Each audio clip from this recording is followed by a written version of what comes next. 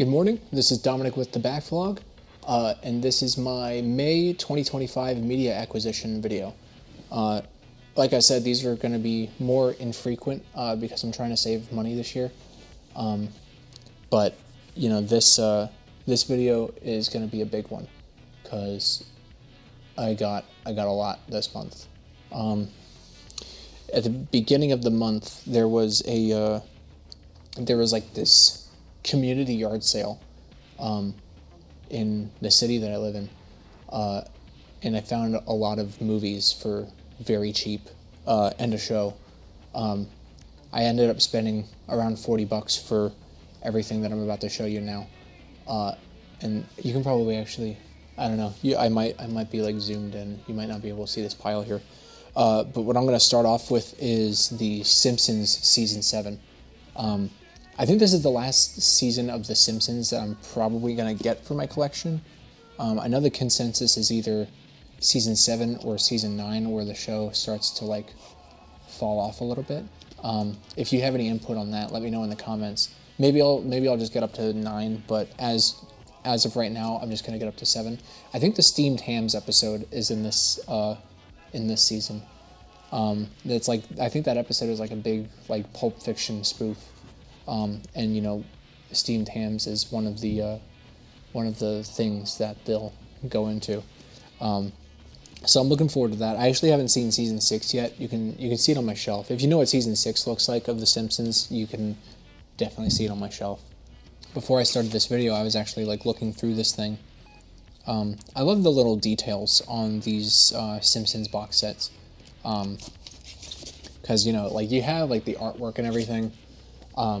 And in the little camera viewfinder there, you can see Marge's eye because it's Marge there. But whenever you take it off, you can see. I think his name is Santa's Little Helper, but you can see the dog in there. You know, I love like the little bits of art on the back of these things. And you know, I just opened this for the first time. Oh, that's a really neat detail, actually. On Marge's sunglasses, it says season 7, but like the studs are like they draw a number 7. I think that's really cool. That's a really neat detail. I just opened this, and there's like first of all, like this thing is like, it's like movie theater themed. I really love this. The discs are movie, like you know, curtains and the screens and everything. There's Sideshow Bob. Yeah, these things are so cool.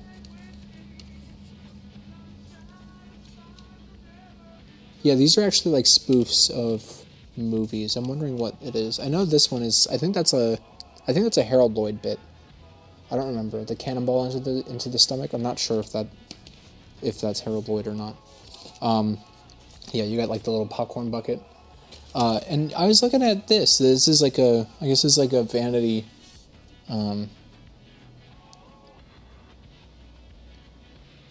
Yeah, this is really neat. It's a vanity magazine, but I guess it's kind of like the episode guide. Yeah, it's really cool. This is the reason to get physical media. You know, you don't have a lot of physical media nowadays doing cool releases like this, but you know, all these old releases are packed with creativity and supplements and stuff like that. Yeah, so that's The Simpsons Season 7. The next thing is, I already had this in my collection, but I didn't have the 4K Blu-ray of it. It's Terminator 2. I've been going through and replacing some of my films, my Blu-ray films, with 4K if I can find them, especially if I can find them for cheap. You know, so Terminator 2 is one of them. Another one that I actually already had was A Quiet Place. I had both of them, but I like the fact that this is in one case. I like the 2 movie collections because it kind of saves space on the shelf.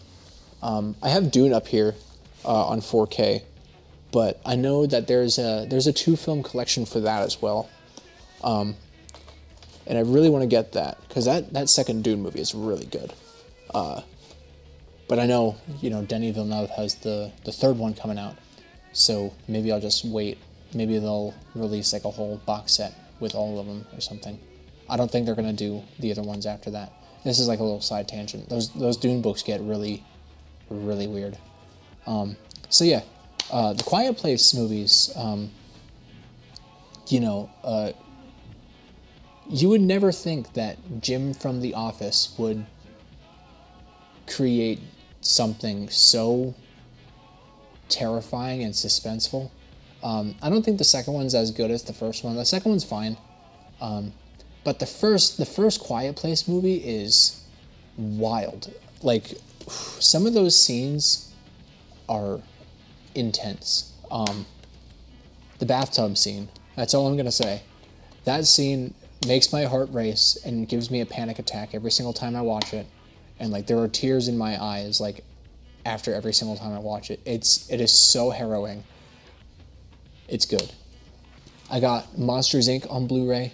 I've wanted to actually I wanted to get this and a lot of other Pixar films for that matter for a little while. I want to build up my classic Disney collection. I don't have any of the animated Disney films from the 90s. And I have a few Pixar films. I have Toy Story on 4K. This one I just got this one recently too, but this is technically my fiance's. It was in her family's collection at home. It was Big Hero 6. I've never seen this, so I don't know if it's like any good or not. I technically did get this year, but I didn't want to make a media acquisition video about it because I don't know. It's not technically mine. There's like some of her DVDs are in here, and we got a lot of her books. But I don't really count those. Also, this thing hasn't been opened. The sticker and the plastic wrap is still on it. So I'll watch that eventually. But yeah, and I also have the WALL-E Criterion release. But yeah, it's been a hot minute since I've seen Monsters Inc. as well. I don't remember the last time I saw this film, but this was one of my favorites when I was a kid. And I bet you this release has the short of the birds on the Mike's New Car. Remember that one? Yeah, and the For the Birds short. Yeah, I've seen all the stuff on this. I don't know what Partysaurus Rex is actually. Toy Story Tunes, Partysaurus Rex. I should watch that. Yeah, I remember watching these short films when I was a kid. We had this on DVD. But yeah, I really like Monsters Inc. I haven't seen Monsters University either, but I don't think it's as good. I hear those new Pixar movies don't hit as good. I haven't seen a lot of them, but I've seen a few of them. I want to see Soul, because I really like jazz, and I think that'll be cool. I hear Coco and Moana are pretty good, but they don't really appeal to me. But I don't know. Again, leave your feedback in the comments if you have anything. I've seen the Buzz Lightyear film, which I wasn't a big fan of. Toy Story 4 I wasn't a big fan of. I saw Inside Out, but I guess you can probably consider that newer. Big Hero 6 I think is newer also. Kyle MacLachlan's in Inside Out, so I should watch that again now that I know who Kyle MacLachlan is. I think when I watched Inside Out, I didn't know who that was. But yeah, I keep going on a tangent. We got Beetlejuice on 4K. I thought I had this on Blu-ray, because I remember seeing it at a record store I used to work at, but I guess I never picked it up. So I'm glad I have this now. I'm glad I have it on 4K now, because the Blu-ray release, like it was just like a regular Blu-ray release, but it was in one of those like thicker like non-Region A Blu-ray cases. I'm not really a fan of those. I know that's a stupid thing to complain about, but I'm gonna toss this. I think. I don't know. Maybe I'll keep it. But yeah, I'm glad I have Beetlejuice finally. The second Beetlejuice movie is also not that good. I mean, it's not that it's bad. I just I don't know. I didn't really like that script. Same thing with like that new Ghostbusters movie, Afterlife, I think. Because I know there was another Ghostbusters movie after that I didn't see. I just keep going on tangents. But that's what this channel's for me to go on tangents. Yeah, Tim Burton and Danny Elfman, they can never go wrong together. At least, you know, in the 80s and 90s. Maybe not nowadays, but yeah, the set design of this is insane. I love it. Like I love the artistry. I love the colors. I love the puppetry. This thing is just, it is a very, it's a wild ride.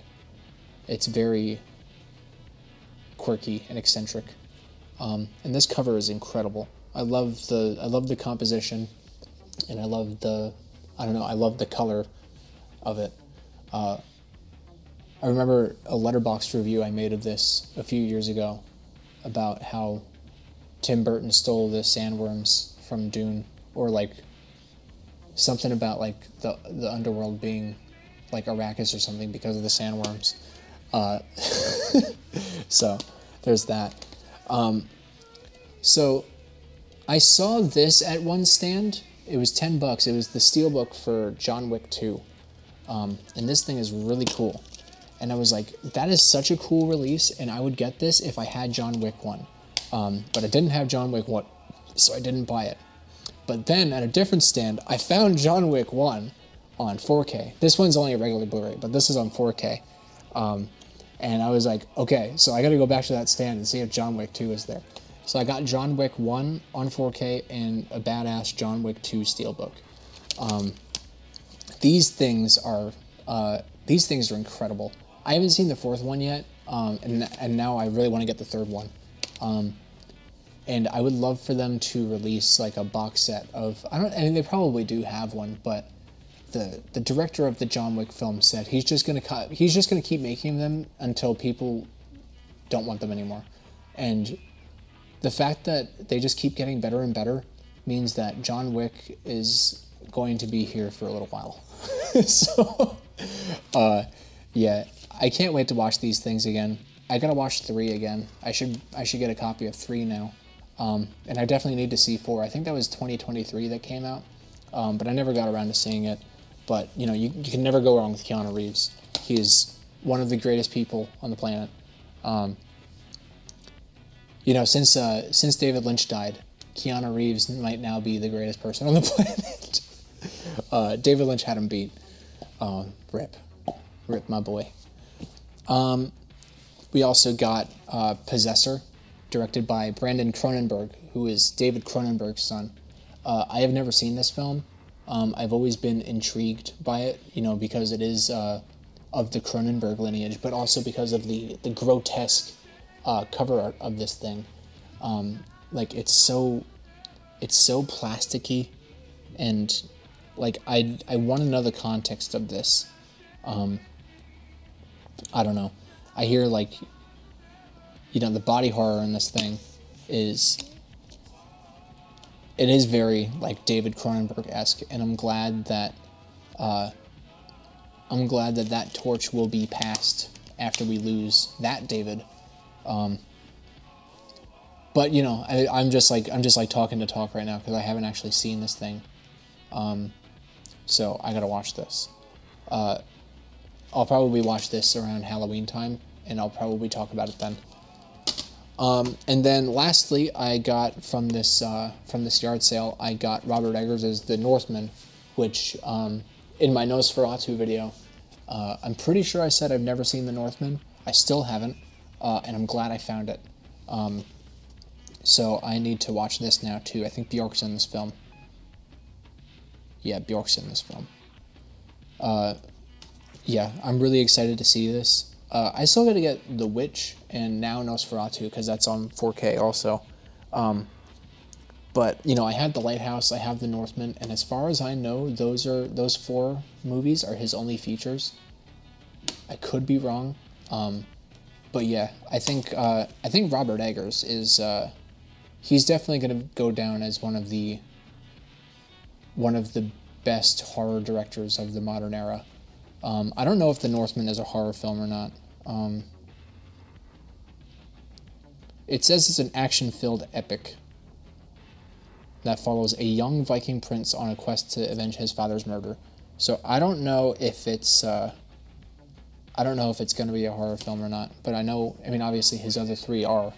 But yeah, I'm really excited to see this. This is a stacked cast. You have Alex Skarsgård, who's Pennywise. You have Nicole Kidman, who's in everything. I don't know. Is that Claes Bang or Bang? I don't know who that is. I've never heard of that before. Anya Joy-Taylor, you can never go wrong. Ethan Hawke, you can also never go wrong. You have Bjork, which is, I think this is the second movie that she's ever been in, and before this film came out, Bjork said that she was on a film set for one of the films that she was in, or she was like on a film set and was like very like emotionally abused, akin to Shelley Duvall on The Shining set. But she wasn't really going into specifics about who was doing it or what film it was, but she was only in one film at the time. And if you know, you know. But that was before The Northman came out. And Willem Dafoe. Willem Dafoe's in this also. He's in most of the Eggers films. Man, I didn't know Willem Dafoe was in this also. I guess it makes sense though. I am excited. Willem Dafoe is Willem the Goat. I'm pretty sure I said that in the Nosferatu video also. So yeah, that's my haul for this city garage sale. But that's not it. That's not all. I stopped at a record store last weekend because I'm looking for a Between the Buried and Me record and an Aphex Twin CD because I've stepped away from streaming music. I didn't find either of those albums that I was looking for. The Aphex Twin CD that I'm looking for is I'm looking for Drux. I would prefer it on vinyl, but there was only ever one vinyl release. And it was like in a big box set whenever it came out, and nowadays it's worth like over $1,000 for the complete version of it. And I like that album, but I don't like it that much. Actually, I mean I do like it that much, but I can't afford that. But I went with another Aphex Twin record. This is the Richard D. James album. I really like this album. It was either gonna get between this or Come to Daddy, the EP. And they also had Window Licker. Well, I don't know if that album is actually called, or that EP is called Window Licker, but the song, it's the one where he photoshops his head onto a model. It was between those three, but I think this is the one that I like the most out of those three. And the reason I like this one the most is like whenever I heard this for the first time, and it wasn't that long ago. I've been listening to Aphex Twin for a few years, but I never really like delved into his albums. I just like listened to the same like 2 or 3 albums that I liked, and this was not one of them. So this came on in autoplay when I was streaming music, and the song that came on, I really liked the sound of. And I looked at what it was, and I was really surprised to see it was Aphex Twin. I believe it was Fingerbib, but I don't remember. But yeah, the reason I like this album is because a lot of the music on this album sounds like Nintendo Wii music. I don't know, a lot of it just sounds like the channel, or like the Wii channel music. I think it's really neat. This is a good album. The Richard D. James album. Aphex Twin's great. But yeah, I like this album a lot. And then the same day I went to a Barnes & Noble and I got Volume 4 and Volume 5 of Tokyo Ghoul, because I only had the first 3. Those were actually my fiance's books. Those weren't mine. These ones are mine.